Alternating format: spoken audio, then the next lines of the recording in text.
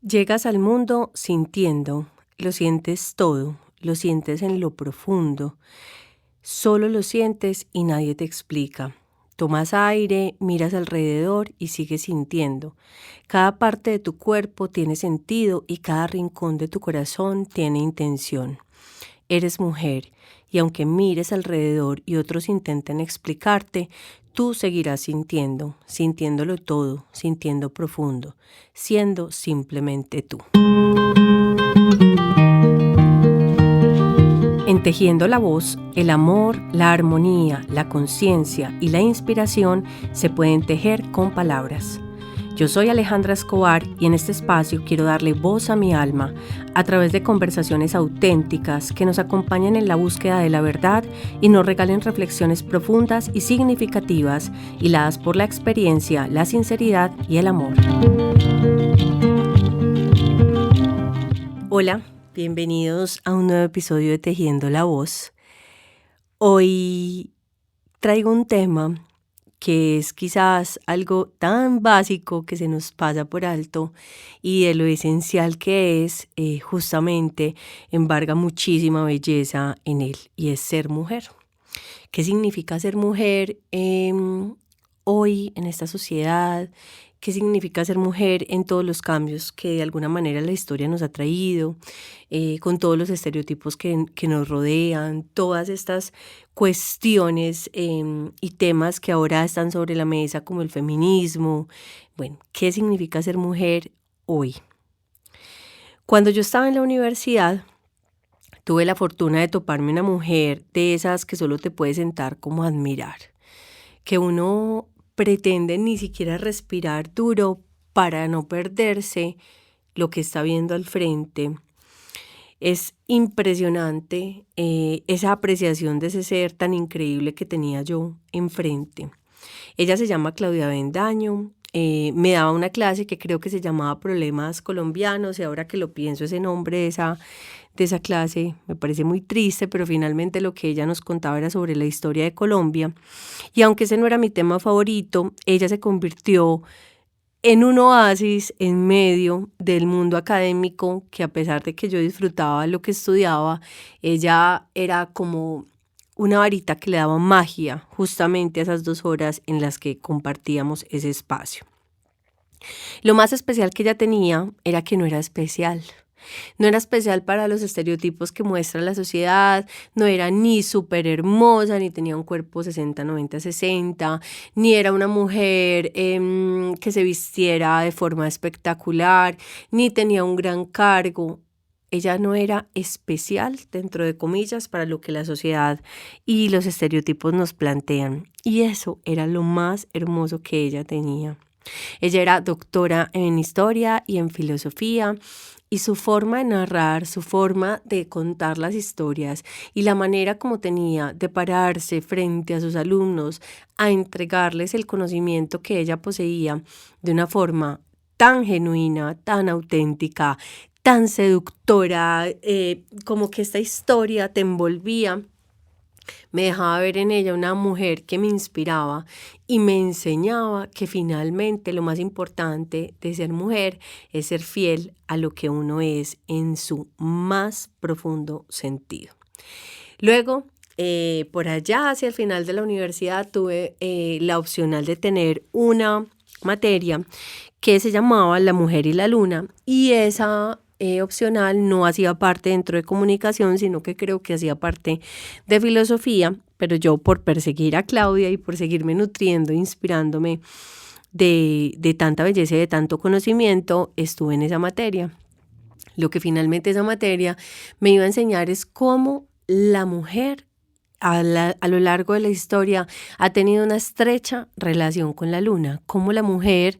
ha tenido, digamos, esta ciclicidad, o cómo se ve también representada desde la luna, con esta ciclicidad, con estas partes de luz, con estas partes de sombra, con estas partes que nos habitan por dentro, desde la oscuridad, por ejemplo, del vientre mientras una madre está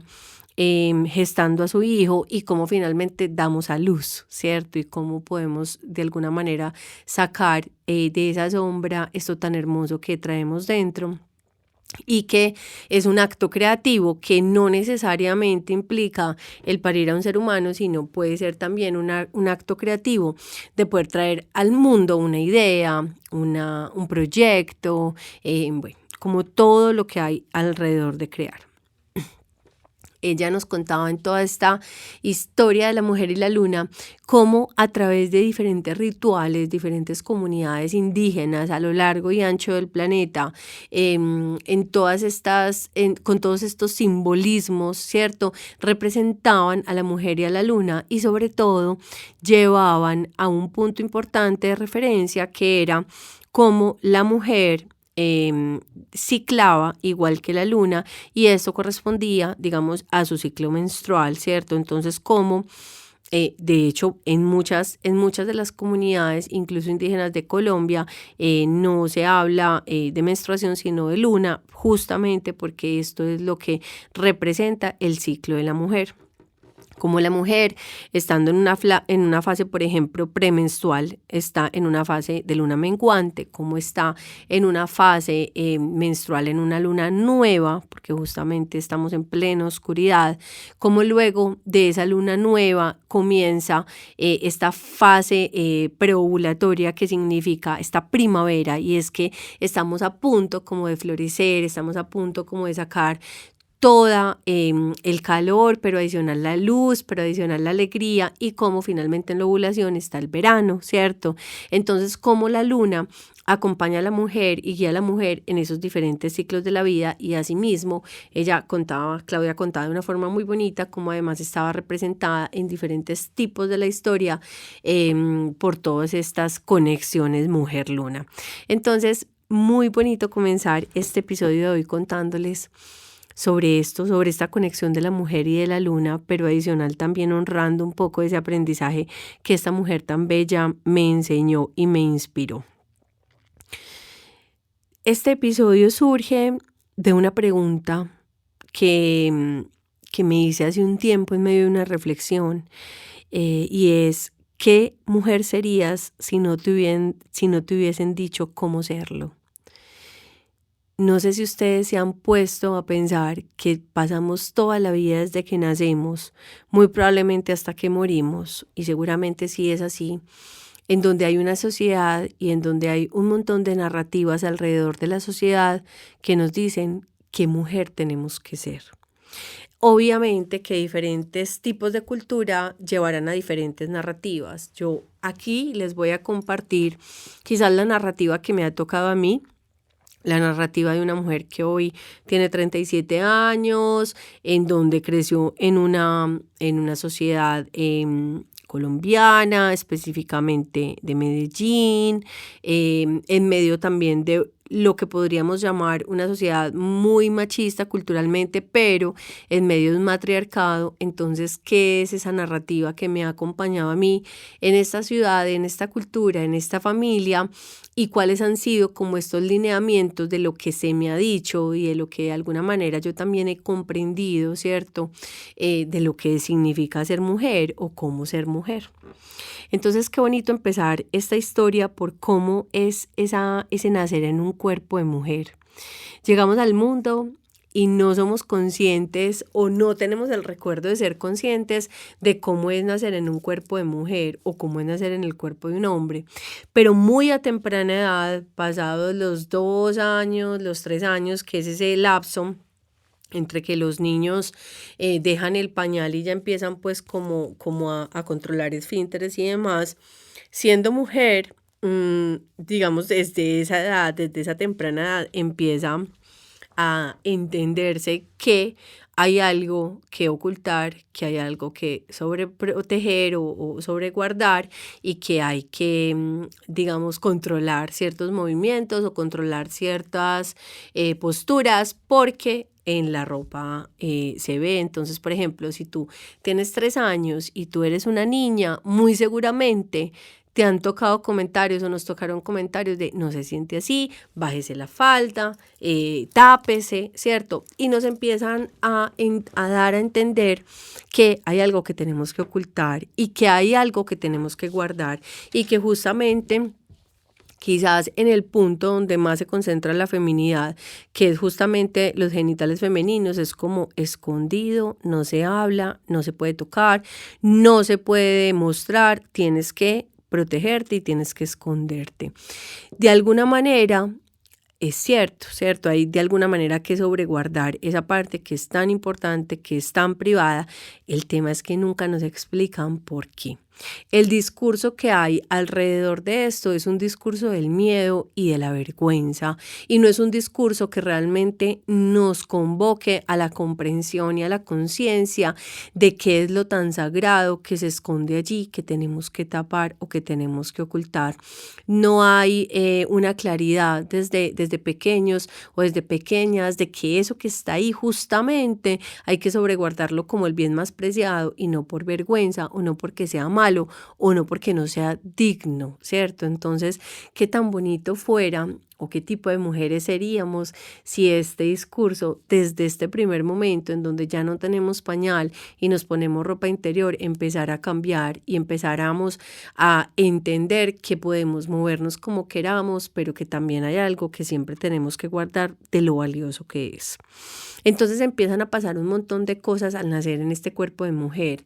No te muevas tan brusco, no juegues como los niños, los colores con los que te vamos a vestir no son azules, no son verdes, no son amarillos, tienen que ser morados, tienen que ser rosados. La ropa que te vamos a poner es de una forma.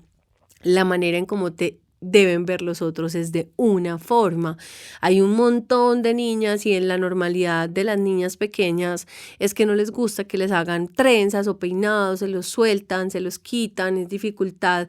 peinarlas, y aún así nosotros insistimos en que las niñas tienen que verse de una forma y los niños tienen que verse de otra forma. Yo tengo un único hijo que es hombre y no sé no me ha tocado todo este cuento de las balacas, de los moños, pero sí sé que cuando hay bebés muy pequeñas que están de pronto calvas o que no les ha crecido bien el pelo, les ponen un moñito solo para que la gente sepa que es niña. Entonces, como bueno, ¿cuál es esta narrativa que hay detrás de esto y por qué tenemos este afán como mamás, como familia, como sociedad, esta es una niña, no vayan a creer que es un niño, no porque no tiene pelo largo, estereotipo, no porque no tiene aretas todavía, no vayan a creer que es un niño, o peor, entonces obviamente corremos a ponerle las aretas y no digo que esto esté mal, sino que hasta donde no somos conscientes del estereotipo que creamos y no sé, a la semana, al mes de nacidos, ay, no hay que ponerle las aretas a la niña porque la niña es niña, o sea, hay que ponerle aretes. Entonces empezamos a recorrer este mundo muy desde el comienzo de nuestro nacimiento, en donde estas narrativas y estas historias que nos cuentan no son tan conscientes y no son tan elegidas libremente como ojalá pudiesen ser. Entonces crecemos y empieza a correr la infancia y empiezan a decirnos también qué juguetes elegir, qué juegos jugar. Cuidado, las niñas no juegan fútbol, cuidado, las niñas son más delicadas, cuidado, las niñas juegan con muñecas, juegan a que son mamás, juegan a que tienen bebés, juegan a con cochecitos arrastrándolos, y los niños juegan a otras cosas. Tú, mi amor, que eres niña, tienes que quedarte en tu casita de muñecas jugando con tus muñecas o con tus Barbies. El hermanito o el primito que juega fútbol, que juegue fútbol porque él es hombre y él sí puede jugar esos juegos tan bruscos. Entonces estas narrativas son muy complejas y muchas veces no nos permiten explorar en ese ser mujer cuáles son nuestros gustos reales, porque de alguna manera nos encasillan y están coartando esa libertad de expresión, de poder empezar a entender y ver el mundo desde ese primer septenio, desde esos primeros 7 años, de qué es lo que efectivamente nos gusta y cómo nos gusta movernos en el mundo. Yo fui una de esas niñas a las que no les gustaban las muñecas. No tuve ninguna muñeca y me regalaban Barbies y yo pues realmente no jugaba con ellas, no me gustaban, pero tuve una sola muñeca que sí me gustaba y era porque la muñeca era patinadora, y esa muñeca fue la que influenció luego en mi vida que yo patinara, y luego vine a entender que lo que me gustaba de esa muñeca no era que era muñeca, sino que justamente patinaba, tenía unos patines para patinar. Entonces, ¿cómo podemos dar esa libertad a los niños y a las niñas que están creciendo ahora? Porque esto mismo pasa para los niños, o sea, cómo tenerlos que encasillar en algunos puntos y en algunos estereotipos, y cómo podemos entonces empezar a dar esa libertad de entenderlos como seres humanos que están recorriendo el mundo y no escribirles en su frente y en su corazón historias que a lo mejor ellos podrían escribir mejor desde la libertad que les prestemos. Entonces, teníamos también pues como desde esta infancia estas enseñanzas del comportamiento de lo que debe ser una niña. Muchas veces es muy triste verlo, es muy triste decirlo, pero pasa y nos pasó creo que a muchos, o les pasó creo que a muchos, es como tú que eres niño o tú que eres niña, no intervengas en conversaciones de adultos, ¿cierto? No, las niñas hablan más bajito. Las niñas no hablan duro. Las niñas se tienen que sentar así derechitas con las piernas cerradas. Las niñas tienen siempre que ser más delicadas, digamos, en su trato con los otros. Entonces, ¿cómo podemos de alguna manera también empezar a reflexionar? Ahora siendo mujeres, de esas enseñanzas o de esas creencias que fuimos forjando, porque muchas veces vienen de esas creencias o muchas veces vienen de esas narrativas las mujeres en las que hoy nos convertimos, ¿cierto? Ni qué decir de aquel típico comentario o historia de, ay, es que nació niña, pero el papá quería que fuera un niño. Complicado, ¿cierto? Tremendo, porque empiezan a generarse unas cargas incluso desde el vientre, unos deseos desde el vientre de lo que dimos ser y empezamos a cargar como mujeres desde nuestro nacimiento, desde nuestra concepción, de un montón de expectativas que no elegimos, que no son nuestras y que además no podíamos hacer nada por ellas porque eran biológicas, eran orgánicas, no podíamos decidir ser hombres para llenar las expectativas o de un papá o de un familiar, ¿cierto? Entonces, ¿cómo podemos hoy, ¿cierto? Que más que reflexionar sobre ciertas cosas de lo que nos ocurre en este camino de ser mujeres o de juzgar negativamente sobre este camino de ser mujeres o criticarlo, más que eso, la invitación de este episodio y de las reflexiones que han venido sucediendo y las que empezarán a suceder a partir de ahora es empezar a reflexionar sobre esa historia que nos tocó, cómo ahora podemos hacerla nuestra, hacerla consciente y empezar a revisar como mujeres de cualquier edad, jóvenes, adultas, maduras ya, ¿cierto? En las 50, pues no sé, después de los 50 años, 60, cómo poder empezar a revisar, porque nunca es tarde, cuáles fueron esas historias que nos contaron sobre el ser mujer y cuáles de ellas muy probablemente hoy nos están limitando en la vida que emprendemos y en los caminos que elegimos y que empezamos a tener. Esa sucedía así entonces en la infancia, ahora ni qué decir de la adolescencia, cuando empieza a cambiar el cuerpo, cuando empiezan a crecer los senos y hay como dos posibilidades, o he escuchado dos historias dentro de mis amigas a quienes nos daba vergüenza que eso pasara y nos tapábamos y quienes estaban muy contentas y muy orgullosas de que eso pasara. Y empezaban a sucederse como alrededor de esos momentos, comentarios que seguramente nos llenaban de vergüenza, nos llenaban de incomodidad. Me acuerdo mucho personalmente de uno que me fastidiaba, que de hecho hoy recordándolo todavía siento cierto grado de fastidio, es como está muy desarrollada, entre comillas. Ay, mira la niña, ya está muy desarrollada, pero como en un sentido despectivo, lo sentía yo, o sea, como que yo no entendía. Se estaban refiriendo a que me estaban creciendo los senos o a que estaba cambiando, o que se están ensanchando las caderas, pero es como está muy desarrolladita y era un comentario y una expresión que no era positivo, que no se estaba dando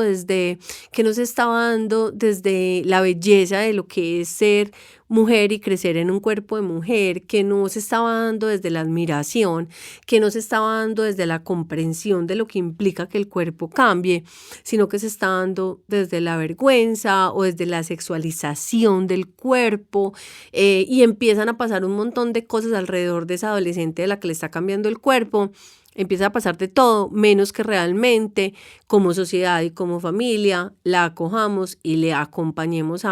con unas palabras y con el amor a acoger esta nueva historia que está escribiendo con un nuevo cuerpo, de entender qué está pasando biológicamente, qué está pasando hormonalmente, qué está pasando emocionalmente, qué está pasando de alguna manera también en el alma y en el espíritu, porque se está comenzando un nuevo septenio. ¿Y qué ocurre, cierto? O sea, o qué ocurre en ese segundo septenio cuando ese cuerpo cambia, cuando esa niña comienza a ver el mundo y a vivir el mundo y a sentir el mundo de otra manera. Entonces, es una invitación también a que podamos empezar a acompañar a nuestras hijas, a nuestras familiares, a nuestras primitas, a nuestras sobrinas, en un momento tan crucial como este, de pasar de la niñez a la adolescencia, con una hermosa explicación de lo que significa crecer y que el cuerpo de mujer cambie. Y para eso nosotras mismas somos quienes empezamos o debemos empezar con el ejemplo, mostrar que ser mujer es hermoso, que ser mujer no es un lastre, que ser mujer no es una carga, porque comienza entonces la vida de alguna manera, el ciclo lunar, el ciclo menstrual de una mujer comienza a sucederse y empiezan sobre todo allí sí a acompañarse todos estos nuevos sucesos y este nuevo ciclo de vida de un montón de comentarios muy negativos que no nos están dejando apreciar la belleza de lo que significa ciclar, de lo que significa menstruar, de lo que significa ser mujer. Y aquí quiero traerles como la historia de cómo fue de alguna manera eso para mí, y yo pues veía a mi mamá desde muy pequeña que de pronto ya usaba alguna toalla higiénica o algo así, me llamaba mucho la atención y yo decía, wow, es como algo diferente, como que y le preguntaba, ella me decía si es una toalla, pero yo como que me quedaba pensando, ay, es algo tan distinto, me llama la atención. Pero en el momento en que yo tuve mi primera luna, eso se llama menarquia, que es la llegada del primer ciclo menstrual de la mujer, me tuve que quedar, o sea, me quedé como callada, me dio mucha vergüenza, se me mancharon los pantalones en el colegio, acaba de llegar del colegio, fue gracias a Dios al final de la jornada,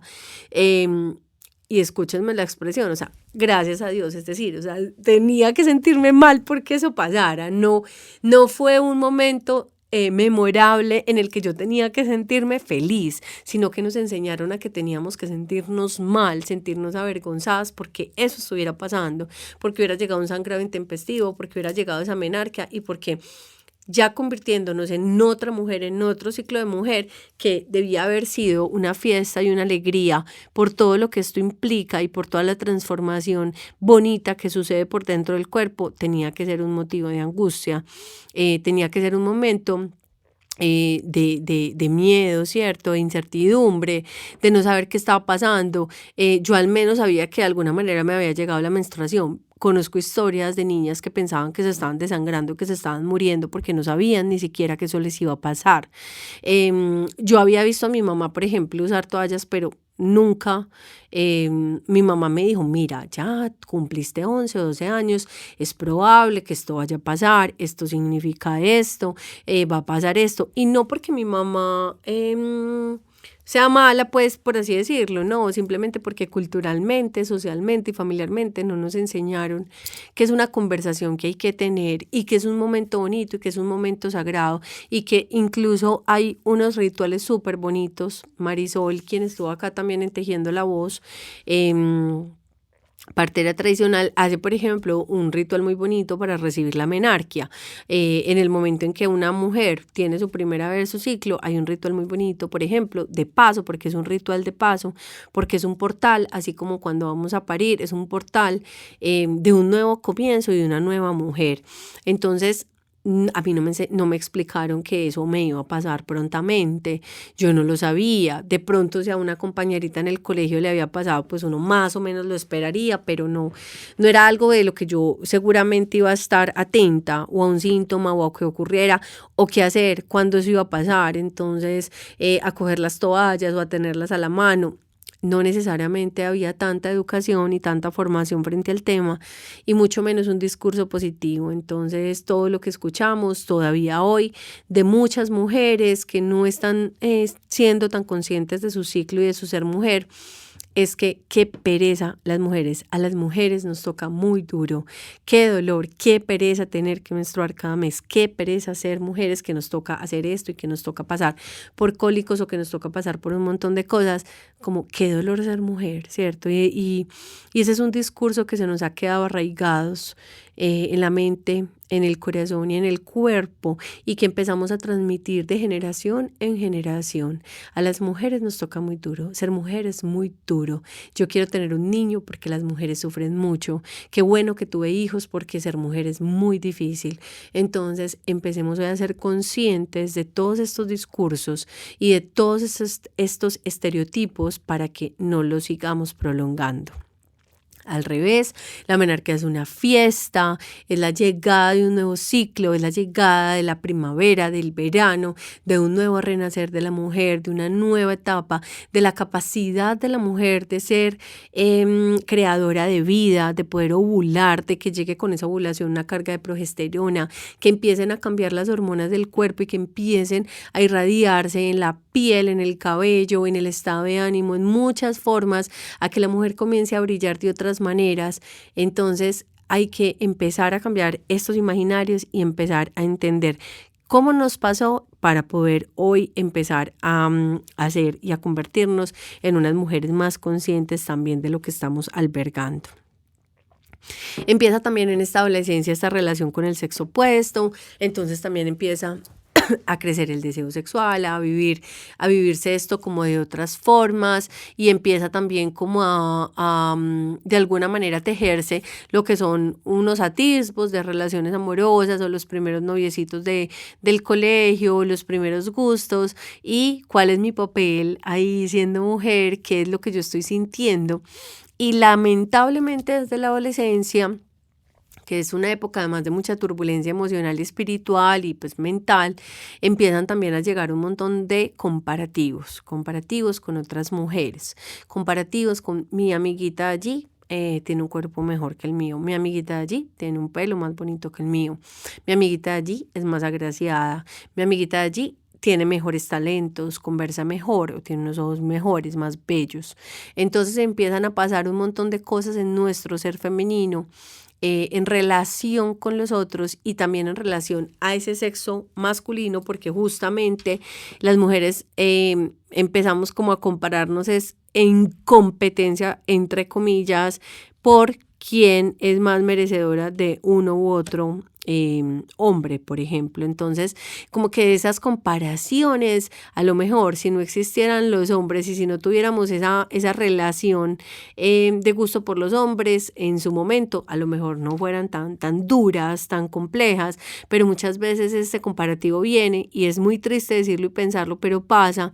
de que a quién elegiría este hombre y no me elegiría a mí por qué, y me comparo con las otras y desde allí empiezan a pasar también un montón de situaciones.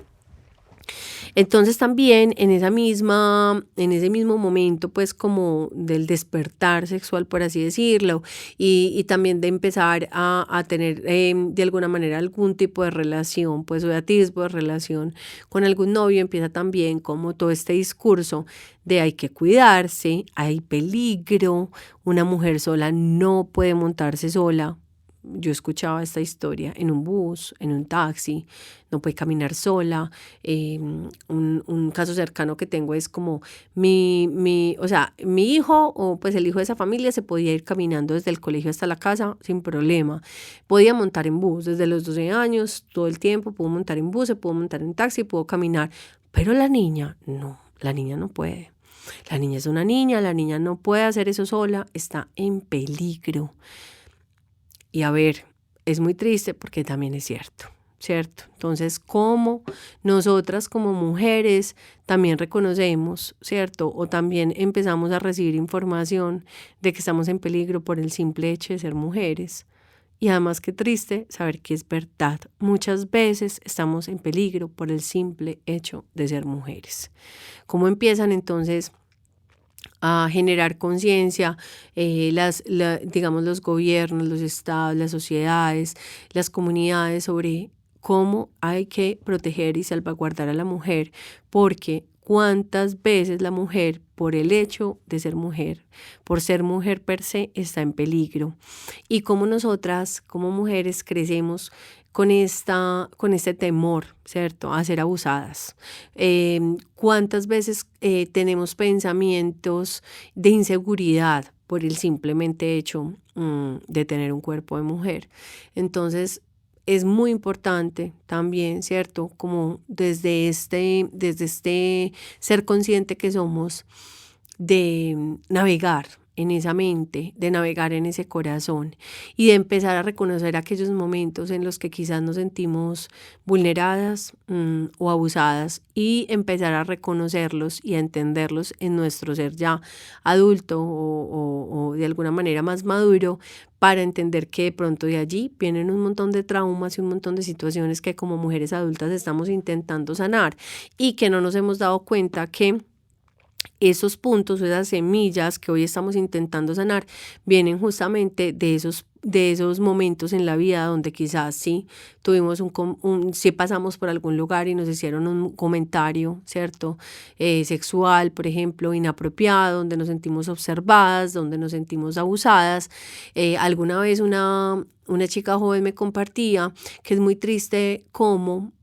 hay, por ejemplo, alguna de las mujeres de un grupo de amigas jóvenes, 20 años, 18, 20 años, empiezan a hablar como que de pronto alguna tuvo la valentía de decir que fue, no sé, tocada, abusada, y empiezan las otras a decir, yo también, yo también, yo también, yo también. Es un tema que es un tabú, que las mujeres en lo general no hablamos o no se habla de él, ni siquiera con nuestras propias amigas, ni qué decir con las familias porque no pasa, pero es cada vez más frecuente escuchar historias en donde hay mujeres grandes intentando reponerse de abusos que vivieron en su infancia o en su adolescencia, y que fueron abusos que no necesariamente incluso llegaron a ser sexuales, pero que las marcaron y que las empezaron a, de alguna manera, tejer en ellas esa historia de ser mujer desde la parte negativa y desde la parte oscura, que es muy importante reconocer, que es muy importante ir, como les digo, a navegar en ese mar, porque justamente de esas historias y de esas memorias que muchas veces la mente y el cuerpo no recuerda porque como mecanismo de protección dejan el inconsciente, podamos de alguna manera con valentía, acompañados de un terapeuta, de un profesional, de un camino espiritual serio, de un guía, poder llegar a esas memorias y poder de alguna manera levantar un poquito esa tierra para poder encontrar esas semillas y hoy sembrar con ellas otra nueva historia, una historia en donde el valor que tengamos como mujeres crezca, sea de admirar y sea de respetar. Entonces, es muy importante como también desde allí, desde esa adolescencia, cultivar que somos únicas, que somos bellas justamente por lo únicas que somos, por lo genuino que nos hace ser la esencia que cada una trae, ¿cierto? Y llevar a esa mujer que desde la infancia pasó a la adolescencia y que ahora llega a la adultez, de alguna manera con un grado de certeza de quién es, quién soy yo como mujer, ¿cierto? ¿Cuál es mi esencia? ¿Cuál es mi personalidad? ¿Qué me hace diferente? ¿Qué me hace mágica? ¿Qué es lo que tengo que cultivar en mí? ¿Qué es lo que tengo que empezar a mostrar de mí hacia mí misma y luego hacia otros desde el lado positivo para emerger, ¿cierto? Con toda mi belleza y con toda mi gracia en mis propósitos de vida, en mis estudios, en mi trabajo, en la vida que elegí. Luego llega entonces esa adultez y en esa adultez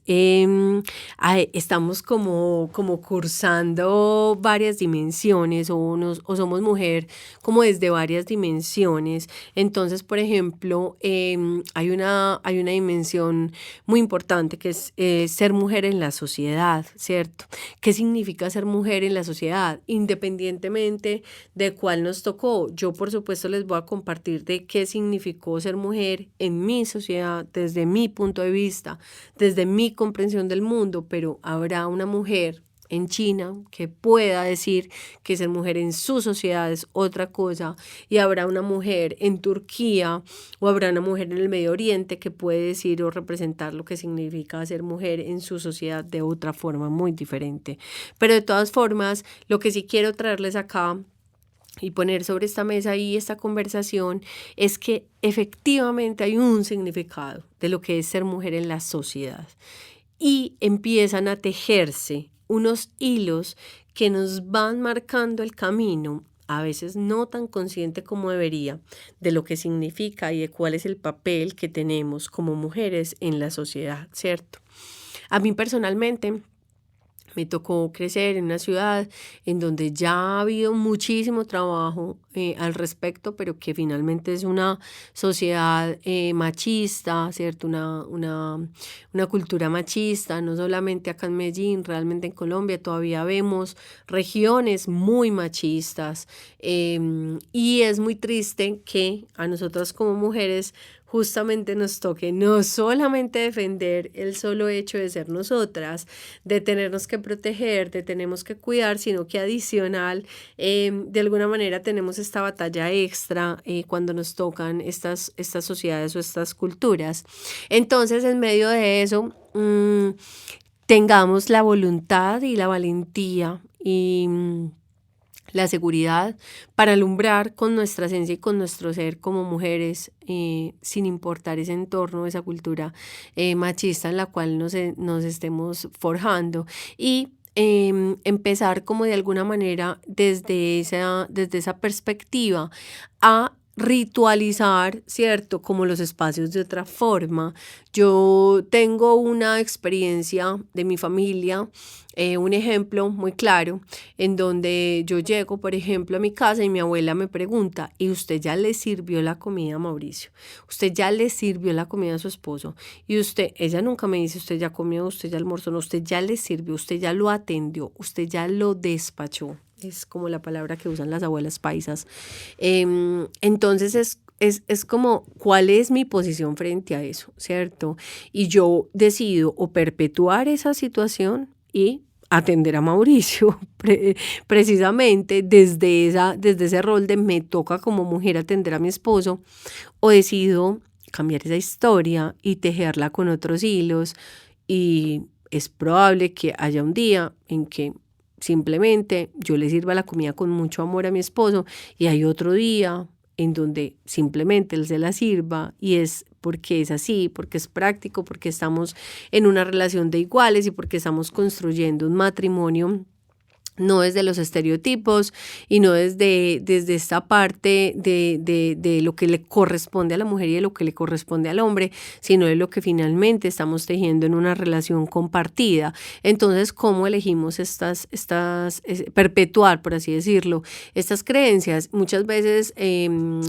las mujeres somos quienes somos más machistas. Es muy triste porque muchas veces las mujeres mismas son las que están esperando que esos ideales de lo que significa que un hombre, por ejemplo, las mantenga, ¿cierto? Llegue a sus vidas porque les han enseñado y porque ha pasado de generación en generación que esto ocurra, y no logramos tener la conciencia, la educación y también la capacidad de ver hacia afuera y ver otras mujeres cómo han logrado ser diferentes y cómo han logrado tejer una nueva historia desde su feminidad para, con mucha valentía, ¿cierto? Con mucha valentía, porque se requieren muchísimas agallas para cambiar la historia del ser mujer en una sociedad y en una familia, y tomar decisiones diferentes con su vida, ¿cierto? Entonces está también dentro de este ser mujer en la sociedad como estas creencias de que las mujeres son muy hormonales y pues claro, las mujeres somos muy hormonales, los hombres también lo son y las mujeres tenemos además un juego de hormonas gigante dentro de nosotros que sí que se siente en el embarazo, que sí que se siente en diferentes puntos del ciclo menstrual, pero que no está mal ser hormonal, que es el discurso que justamente necesitamos cambiar y es la conciencia que justamente tenemos que hacer. Sí, claro, estoy con las hormonas revueltas, en fiesta, claro, pero eso no me hace mala, eso no me hace ser, entre comillas, como muchos dicen, están locas o están demasiado sobreactuadas, o por ejemplo cuando las mujeres están ya en su adultez es como, ay no, estás muy menopáusica, o sea, nos referimos a esto desde el mal sentido y no es así. Justamente las hormonas son quienes nos ayudan a tener este río de emociones y de fluctuaciones y de, digamos, también de gracia, ¿cierto? Porque sería una vida muy plana donde simplemente todo el tiempo estuviéramos sintiendo o pensando de la misma manera y justamente lo bonito que hacen las hormonas en las mujeres es llevarnos por estas olas y por estas mareas de emociones que nos convocan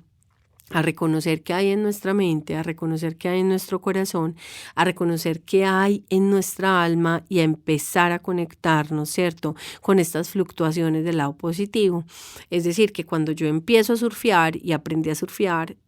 la ola, pues me la disfruto, me la gozo y se me convierte en un placer. Pero cuando me meten al mar y me dicen que la ola me va a aterrizar y que justamente esa ola me va a desaporrear, entonces claramente que no me lo voy a disfrutar y lo voy a ver como algo negativo. Entonces qué bonito ver ese ser hormonal como algo positivo y aprender a surfear esas olas. También en esa mujer en la sociedad nos dicen como hay que tenerle miedo al brillo, no puedes aparecer mucho, no puedes brillar mucho, no puedes estar muy expuesta, es como que es muy peligroso que una mujer, por así decirlo, o como que cuando vemos una mujer que brilla, queremos simplemente apagarle ese brillo y queremos simplemente apagarle esa luz. Entonces, muy bonito también está el ser brillante, ¿cierto? Y el brillar con la conciencia y con la gracia de la humildad, porque se trata también como que a través de esa humildad de lo que somos, lo podamos poner hacia afuera sin miedo a lo que somos, sin miedo a brillar, pero a brillar de una forma bonita y una forma humilde. Tenemos también pues como todo este boom feminista en donde ya siento yo nos hemos pasado para el otro lado, ¿cierto? Y esta es una posición obviamente muy personal. Yo no me considero feminista, yo no me considero machista, yo considero que amo ser mujer y que respeto y valoro profundamente mi ser mujer, precisamente entendiéndome y comprendiéndome en la diferencia, en la belleza que hay en que yo sea diferente a un hombre y que justamente en esa diferencia es que está la gracia y la magia. Entonces como que que puedo levantar el mismo peso que un hombre, pues puede que no, porque mis músculos están formados de otra manera. Que puedo hacer lo mismo que un hombre hace, entonces que por ejemplo tengo mi luna, mi periodo y entonces voy a hacer exactamente lo mismo que un hombre hace, pues puede que no, porque tu energía, tu nivel de energía está diferente, tus hormonas están cambiando, tu cuerpo está haciendo un procesamiento interno orgánico súper fuerte, está quemando un montón de calorías justamente para ciclar. Puede que no tengas la misma energía. Que entonces vas a pasar ese ciclo como si nada estuviera pasando y como todas estas propagandas de toallas higiénicas y de marcas femeninas, como haz como si nada pasara, sigue tu vida como si nada, es que nada está pasando. No, sí está pasando algo. Está pasando algo importante, está pasando algo sagrado, está pasando algo que es crucial, estás limpiando tu cuerpo, estás renovando tu energía, ¿cierto? Estás en un momento en donde tienes que llegar a la cueva y poder ver esa oscuridad para luego renacer con esa luz. Entonces hay que parar si está pasando algo, ¿cierto? Entonces, como en este boom feminista, nos lleva a un montón de planteamientos nuevos y a otra dimensión que es la mujer en el trabajo, ¿cierto? Entonces en esa mujer en el trabajo es como que listo, maravilloso y es una nota y yo soy una mujer trabajadora, que creo en el trabajo, que no quisiera, por ejemplo, desprenderme de mi rol de mujer trabajadora, pero empiezan a pasar un montón de cosas como que las mujeres empiezan a sentirse también menospreciadas por los hombres en los entornos laborales cuando empiezan a quererse recorrer ese camino, y está comprobado, y de alguna manera las estadísticas así lo dicen, que por lo menos acá en Latinoamérica los hombres ganan 13% más que las mujeres, ¿cierto? Entonces es una brecha gigante en términos salariales, porque al mismo trabajo, al mismo cargo, con el mismo nivel de experiencia, los hombres ganan 13% más. Y es una lucha constante, porque incluso las mujeres, está también demostrado, hay algunas cifras que también facilita la ONU con su sello Equipares, en donde nos dicen que las mujeres incluso están mucho más capacitadas, mucho mejor formadas, porque sienten, y muchas veces así, que tienen que hacer un doble esfuerzo, un esfuerzo extra en capacitación y en formación para ser tenidas en cuenta en un entorno laboral, o para ser tenidas en cuenta para un cargo directivo o específico, ¿cierto? Entonces empiezan a llevar muchísima más carga, ¿cierto? De la que ya por sí tienen, por ser mujeres en la sociedad, por ser mujeres en la familia, por ser mujeres con otras mujeres, que ya lo vamos a ver, y empiezan a redoblar un montón de esfuerzos para poder ser visibles y para poder ser tenidas en cuenta en un mundo laboral. Está también como esta situación a la que muchas veces nos vemos enfrentadas las mujeres cuando queremos ser mamás, y es que para los hombres, o para muchos de los empleadores, que porque como en este momento por tantos años digamos de machismo, y por así decirlo, que los hombres eran los dueños de las empresas y quienes estaban mandando, y todavía hay muchísimos líderes, pues hombres más que mujeres al poder, pues este tema de la licencia de maternidad, o por ejemplo lo que significa para una mujer ser mamá en un entorno laboral, es un tema todavía bien complejo de tratar con pinzas, porque todavía está como esta creencia de que tener una mujer en ese cargo no es rentable, porque va a tener que atender a su hijo, porque va a tener que salir a licencia, porque va a tener que ir a reuniones escolares, porque va a tener que, y esto va a hacer que la mujer no sea productiva y no rinda, y entonces mejor tengo un hombre que una mujer para no ponerme en esa, ¿cierto? Entonces también a las mujeres que estamos en esos entornos, en esos espacios, a las mujeres que están siendo líderes, a las mujeres que están emprendiendo, empezar a hacer un llamado a que justamente esto pueda cambiar, para que las mujeres podamos seguir floreciendo, porque tenemos muchísimas cosas que aportar, y porque justamente en estos entornos laborales y en la riqueza de que somos diferentes hombres y mujeres, muchas veces los hombres ven el mundo de una forma y las mujeres de otros, y en ese encontrarse esas dos miradas se empiezan a alumbrar un montón de puntos ciegos que justamente nos enriquecen, no solamente laboralmente, sino también personalmente. Así que aquí esta reflexión sobre la mujer en el trabajo que quiero dejar y la mujer en la sociedad que quiero dejar. Alguna vez vi un video muy hermoso de una iniciativa del BVA que se llama Aprendamos Juntos, y ella nos mostraban como la vida de una mujer que era muy sobresaliente en lo que hacía. Entonces, por ejemplo, no se trata de ser una mujer, no sé, gimnasta olímpica o deportista olímpica, o ser la gerente o la directiva de una empresa, o ser la mujer más bella del mundo, como para ser una mujer reconocida, para ser una mujer admirada. No quiero ser una, ¿cierto? No quiero ser una mujer especial, sino que quiero ser una de tantas. Quiero que todas tengamos la oportunidad. Quiero que esto no sea que no sea premiado y que no sea reconocido porque hay una mujer científica, o porque hay una mujer Nobel, o porque hay una mujer investigadora, sino porque soy una de tantas. Ahora pues vamos como a la mujer en la familia. Es un rol y una labor también muy bella, ¿cierto? Que se traspasa como también a otra esfera, que a pesar de que están como muy ligadas, creo que van también como en dos sentidos, y es la mujer en la familia y la mujer en el hogar. Entonces, ¿qué pasa cuando estamos creciendo como mujer en una familia, y cuando de alguna manera tenemos la oportunidad de revisar y de hacer conciencia de cuáles han sido estas historias y estos linajes femeninos, o sea, estas ancestras que tengo detrás, quiénes eran, qué historias tenían, cómo habían comprendido el mundo, qué les tocó, porque es fundamental para yo poder entender hoy la mujer que soy y de alguna manera empezar a construir una nueva historia, entender también cómo fueron estas mujeres que me precedieron, ¿cierto? Entonces escuchamos muchas historias como las mujeres de mi familia todas se quedaron solas. Nunca pudieron encontrar una pareja, o las mujeres de mi familia todas padecieron, por decirlo, un cáncer de mama, o las mujeres de mi familia todas fueron al revés, un imaginario bonito, valientes, decididas, berracas, salieron adelante con sus hijos, con su familia. Entonces, cómo son esos linajes y cómo somos de pronto hoy esa primer mujer que empieza a tejer una nueva historia para la familia, empezar a acoger a esas mujeres que tenemos en la familia como sagradas, escuchar su voz, que tengan voto, que tengan un papel protagónico, que tengan un papel especial, que por ninguna circunstancia tengan un papel inferior, ¿cierto? Que los hombres que no sean comprendidas como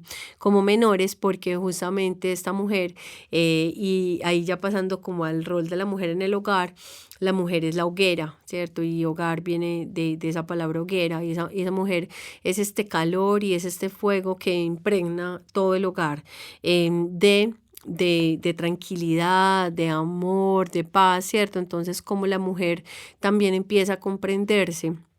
y a aceptarse en ese rol de su esencia puesta en el hogar de una forma bonita y positiva, y que de alguna manera nos sigamos reconciliando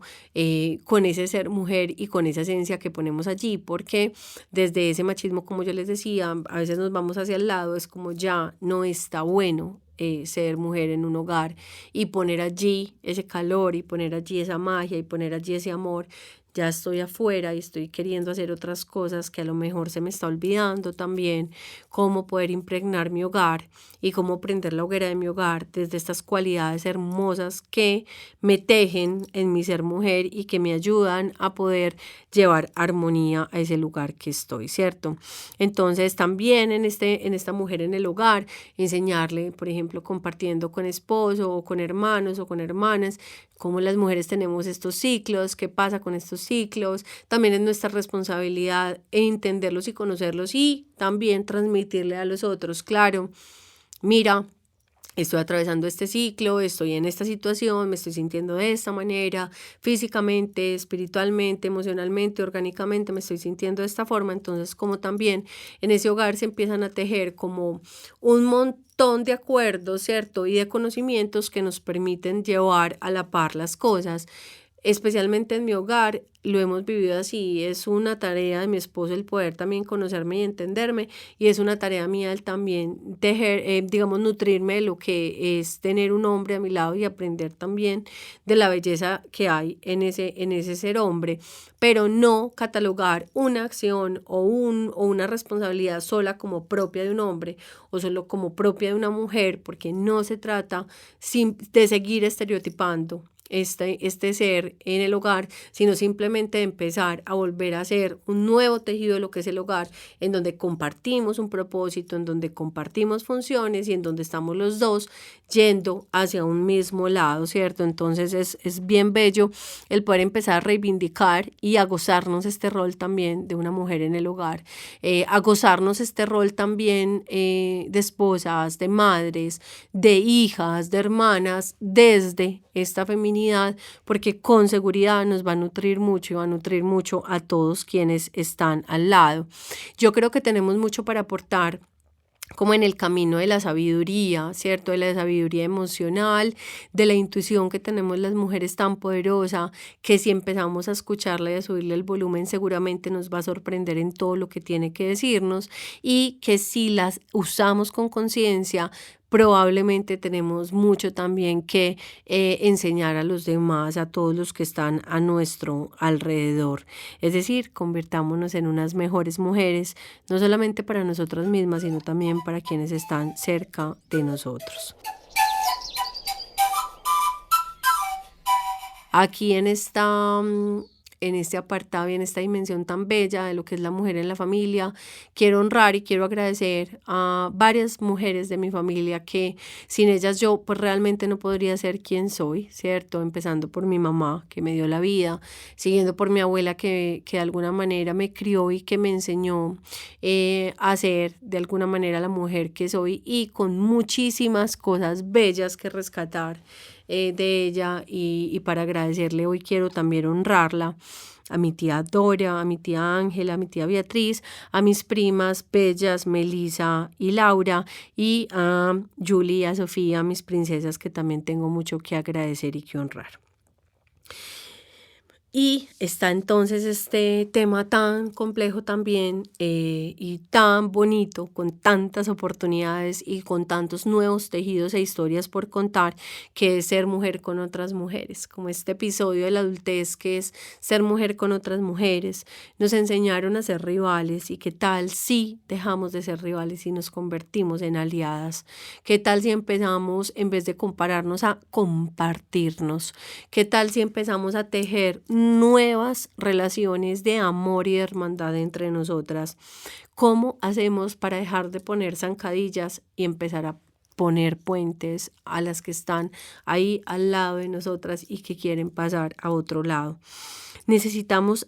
empezar a aprender, ¿cierto? Que la otra no se trata como un ser distinto a quien tenemos que, digamos, juzgar y evaluar, sino que se trata como un ser al que podemos admirar, del que podemos aprender. ¿Cuántas veces, mujeres, no nos sentamos y no nos damos a la tarea de admirar a la mujer que tenemos al lado, ¿cierto? Y cuántas veces cuando llega una mujer que es digna de nuestra admiración, en vez de sentarnos con una mirada apreciativa bien bella, lo que hacemos es intentar juzgar para minimizar su brillo, porque tememos no ser como ella o porque queremos ser como ella y no lo somos. Entonces, en vez de poner ese juicio, de poner ese juicio allí, de poner esa envidia, de poner ese mal pensamiento, de poner digamos, esta idea de minimizar ese brillo, ¿qué tal si nos sentamos,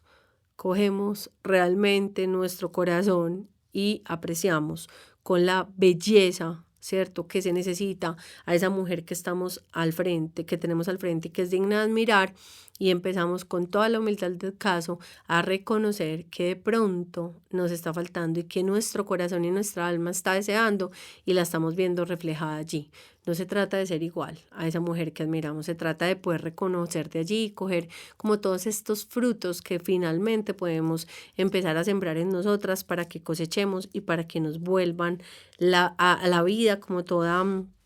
esta magia de ser únicas, de ser auténticas y de ser quienes somos. Entonces empecemos a compartirnos, empecemos realmente a admirarnos, empecemos a tejernos juntas, a poder llevar a la vida como toda esta fuerza femenina, este poder femenino con mayor potencia, unidas unas con otras, en lo que es la belleza de admirarnos. Allí especial gratitud a unas mujeres que han tejido mi historia, que me han acompañado en esa relación de ser amigas, de ser aliadas, de ser cómplices, casi que de ser hermanas, y a las que sin tener un lazo de sangre, admiro, me he sentado a mirar desde la distancia o desde la cercanía, a quienes he podido aprenderles muchísimas cosas, de quienes he podido coger muchísimas semillas para luego poderlas hacer brotar a mi forma, con mi tierra y con mi ser y con mi esencia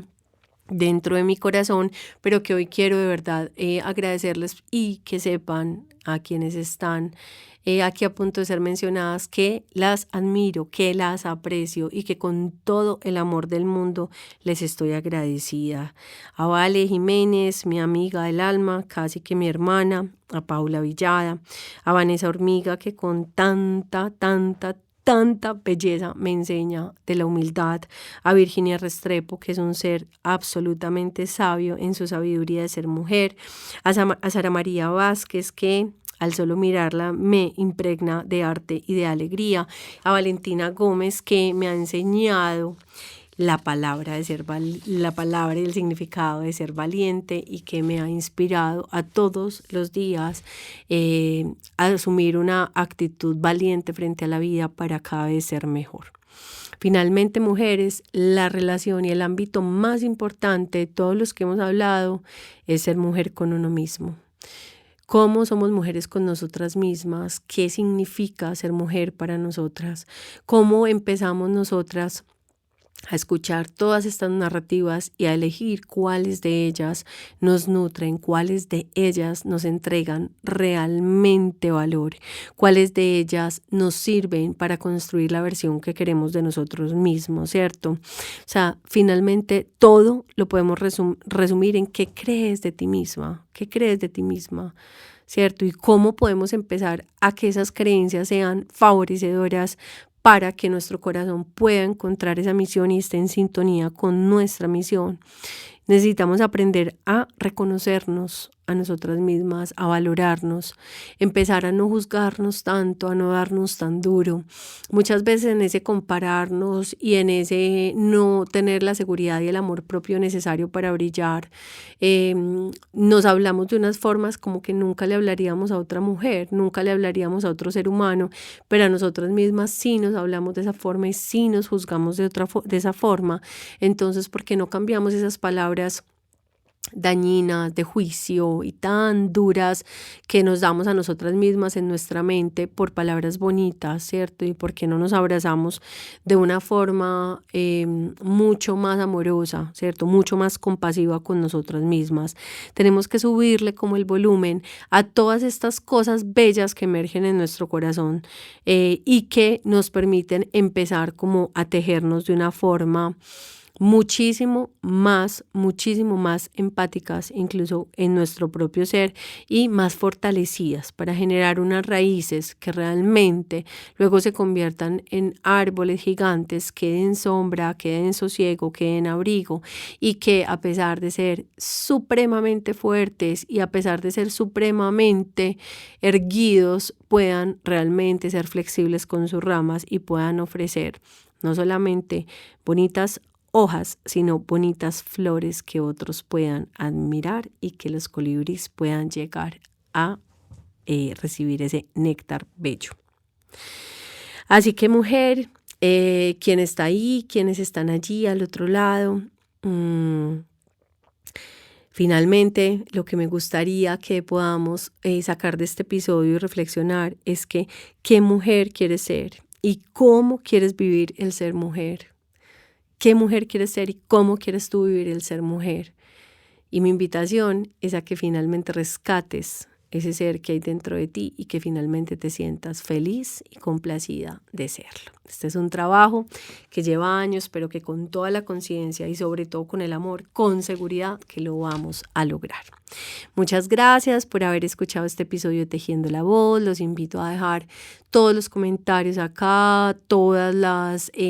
recomendaciones, las reflexiones, lo que aprendieron. Este es un episodio que, a pesar de que está muy centrado en las mujeres, qué bonito que los hombres lo escuchen, qué bonito que los hombres también puedan llevarse estas perspectivas, estas reflexiones, que puedan llegar a tener estos entendimientos, así mujeres que compártanselos a sus parejas, a sus hermanos, a sus papás, y tengamos también